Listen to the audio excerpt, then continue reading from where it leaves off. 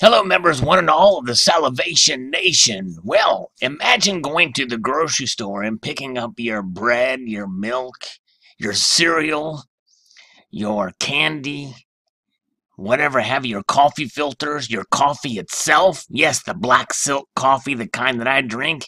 Imagine getting all of that with gold. Well, that itself is not a terribly new concept. Gold is money. And it would make sense in some case. You obviously can't take an ounce of gold or a tenth of an ounce of gold and go in and scoop up the groceries and pay with a tenth of an ounce of gold or what have you. But it's based off the concept of another concept which really isn't new. Some of you may remember bit gold. Well, it had some problems, and there was some issues with it, and as far as the acceptability and be able to make purchases with it and the like. But this is an article that came from Bloomberg Gadfly, which is, I think, is a British publication. At least this avenue of Bloomberg is. And we'll just kind of go through it here and pick it apart, see what we think about it, because this could be interesting. If done right, this could be something that could be in the future for those who um, are interested in the blockchain and the cryptocurrencies and the like. Consumers are spoiled for choice when it comes to choosing the right alternative commodity-linked currency to pay for their groceries.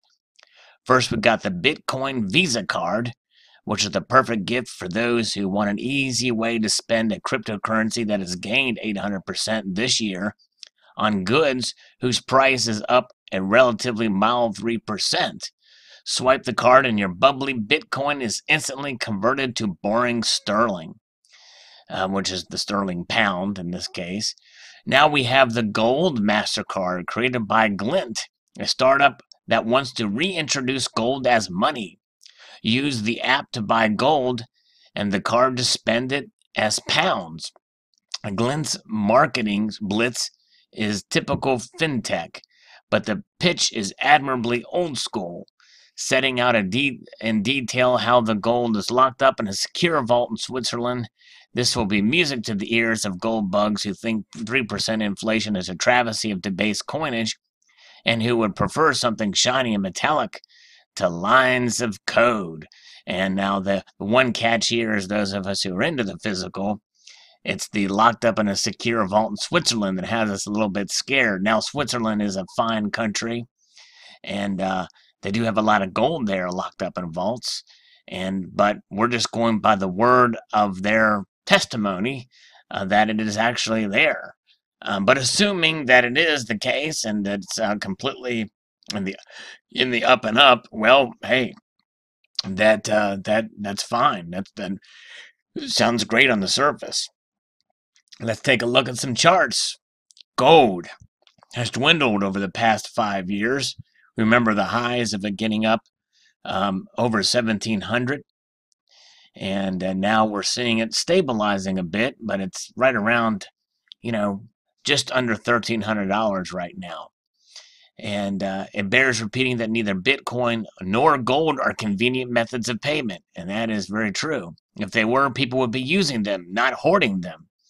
Well, except for maybe gold, because gold is expensive for the small size it is.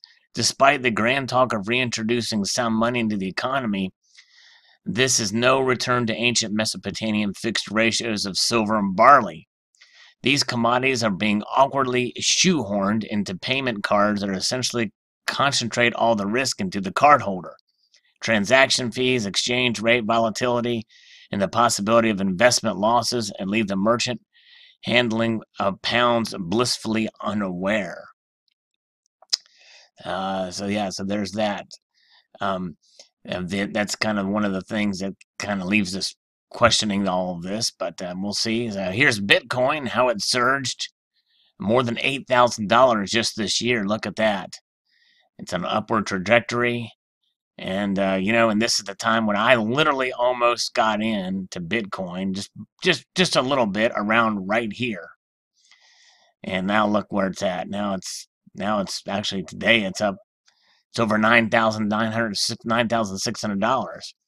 So why would a consumer buy it? For the Bitcoiners, there's a speculative thrill in walking into a store and depending on the time of day, walking out with either the whole store or nothing at all. And for the gold bugs, there's a promise, however, speculative, of a trusted hedge against inflation that can instantly monetize without complex structured products. Maybe the reward of having more spending power at Selfridges than the schmuck behind you is worth the risk. The sound money crowd does deserve credit for at least trying to enrich a generation that has been hit hard by financial crisis. Safe saving opportunities have dwindled, housing is less affordable, and real wages are falling. Young people are doing less well than their parents at the same age. Viewed as a tool for financial freedom, a Bitcoin or bullion card might seem more attractive to a fed up millennial than the government's recently unveiled discounted rail pass. I think that's something in London, probably. But let's not forget what payment cards can do in terms of tracking our every spending move. Trending fintech startups know full well that data is the real currency of the new economy, a lucrative carrot to dangle in front of marketers, credit agencies, and hedge funds. Our addiction to convenient swiping, spending, and shopping is being scrutinized by everyone from Google to Apple. Spanish bank BBVA recently showed off a map of several cities created entirely through spending data, showing not just what people were doing, but what it said about them, their living standards, and their personal preferences. Data, not fiddly and unattractable cash, is king. Alternative currency payment cards aren't subprime loans, but they could still encourage consumers to trade and bet what they can't afford. And even if they don't, it will be others who will get to profit from the data behind them.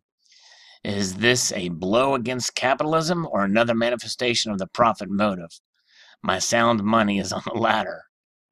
Yes, that's right. Well, that's just it. Everything is kind of related to a bubble, and and there it is. And there's risk with anything. I think that if you put the most tried and true gold standard into effect and had a gold-backed currency of any sort, um, there's still room. There's still room and holes in it because no system is ever perfect. But really, what it boils down to is having a rules-based monetary system, and reintroducing gold might be one way to do it.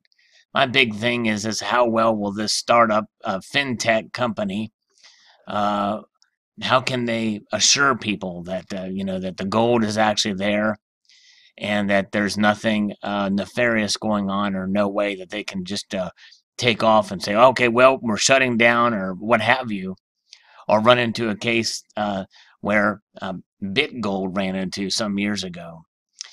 So things to consider, certainly questions to ask, but quite interesting. And I hear there's a company that's doing the same thing that I may review down the road with silver, and may have a little bit more accountability. And that's really what it boils down to: accountability and knowing what you have and to be able to do something with it.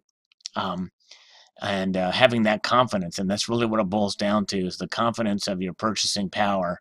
So that if you do have let's say it's a gold back Visa card, and gold is $12.50, and then you go grocery shopping, and at the grocery store it goes up to $1,300. Well, if you have an ounce worth of gold in that card, you've gained $50 worth of purchasing power in that one day, let's say, or what have you. So, or the other way around, it could go down $50, and in that case, they may offer a series of puts on that to prevent, a sort of an insurance policy that maybe you pay them to, so that when you have money in your account and you go through the checkout, you are protected by this insurance policy, so that if gold were to drop a certain amount of money and you need your groceries, and this is the example we used here, then, your purchasing power prevents or puts a stop on it,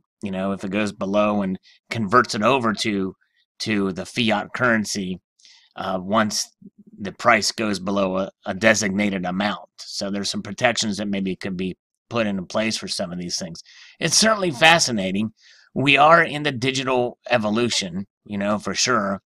And it's obvious we can't just take our gold and silver, and there's good reason. I think that's one of the attractive things about having the physical in our hands is that we can't just go down and spend it. Or, well, we unwise to do so, especially here in America with the Silver Eagles, because you would only get $1 for it. That's after a massive argument about its legality as an actual fiat currency, because there's $1 worth of fiat in a Silver Eagle, but it's obviously worth, upwards of 17, 18, $19 in metal value. So there you have it. Post your thoughts below about what you think about this particular type of thing. To be able to buy groceries with gold, I'd like to extend a multitude of gratitude to y'all for watching, and encourage you to please rate, comment, and subscribe.